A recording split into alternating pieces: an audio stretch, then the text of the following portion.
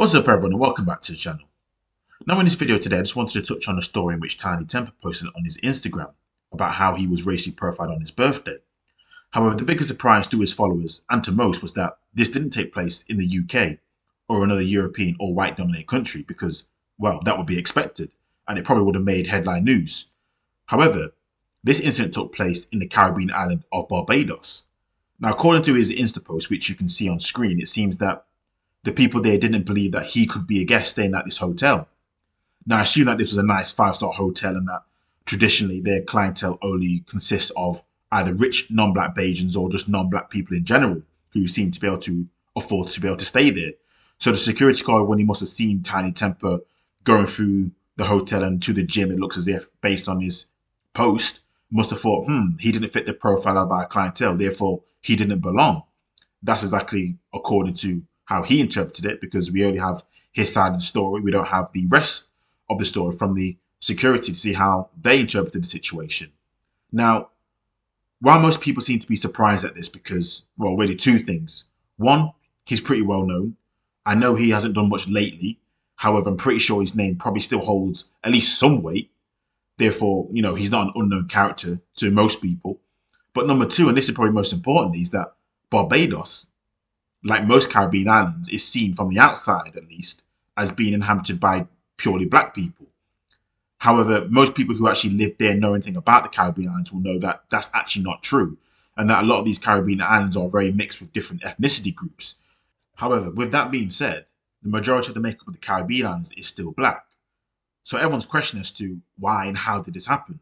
However, you know me being the cynic that I am, I have a different viewpoint to this, and hence the title of this video, because truth be told, we as a people have been our number one biggest enemy for a long time now. This is where we as a group need to hold ourselves to account for and take responsibility and accountability, because this is something which has been lacking in the black community for the longest. Now, we always like to please other people in terms of their behavior towards us and how other groups need to be better in terms of race relations, the structures and powers that be, the laws, institutions that govern us.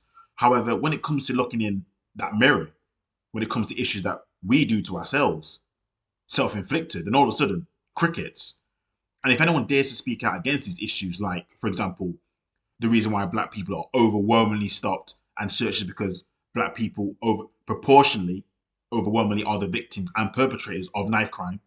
If we talk about how the so-called black culture that glamorizes all this BS that we see in regards to short-termism, roadman lifestyle, and how this has a devastating impact on our community, then guess what happens? There's a massive deflection tactic, and these people are called, just, you can already guess the names that they get called in the book whenever somebody dares to criticize things that we do in our own community, which we all know is one of the biggest reasons why the community is in the state that it's in.